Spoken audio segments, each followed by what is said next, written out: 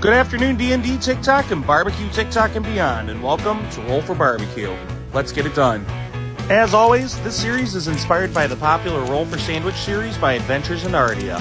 And by popular request, we're going to be using our Buy Fried dice. The dice have been rolled, and now it's time to roll for meat. 10, we got the freezer wheel. Alright, let's see what we're digging in the freezer to cook today.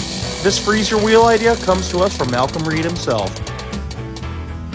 Looks like we're cooking steak today. And when digging into the freezer, we found ourselves a skirt steak. The marbling on this will make a good meal. And now it's time to roll for binder. 6, soy sauce. I think this could turn out good. The salt content in the soy sauce should technically tenderize the meat, but I'm worried that it could make it salty depending on what we roll for our rubs. We're going to let this steak sit in a bag on the counter for about 20 minutes. And while that's resting, it's time to roll for rubs. 13, Old Bay and 8, lemon pepper. I think this will be a great combination. We're pulling out our skirt steak, and we're going to get that East Coast glitter ready to roll.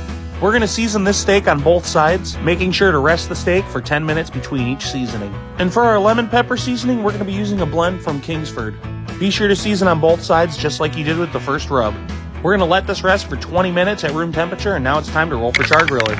5, we're cooking on the Gambler. We're going to grill this, so there's no wood roll today. You raggedy bitch.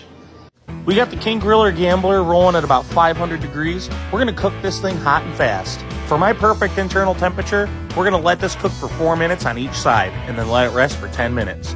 So, let's see how my cooking method worked. We're cutting against the grain to add that extra tenderness to the steak, and it looks promising so far. And the verdict? It's perfect. But of course, let's see if wild magic ruins this. 4, we're using Cheese Whiz. Well, that's a first. Cheddar! Oh, Cheddar Whizzes!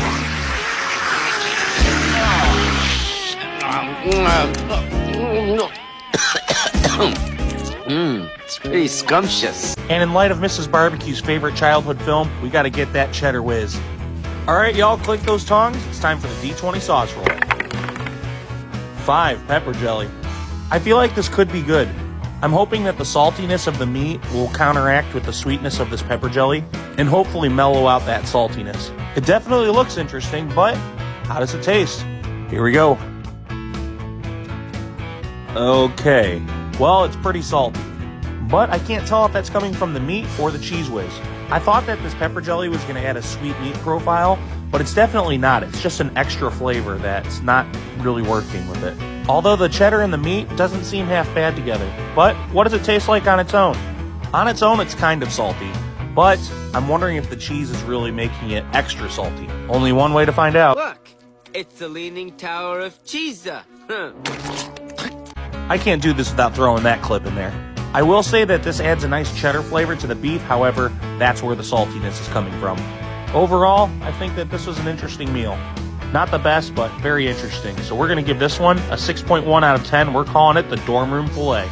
And just like that, folks, that's episode 78. Be sure to like, follow, share, and subscribe. And as always, we'll see you guys at the next barbecue.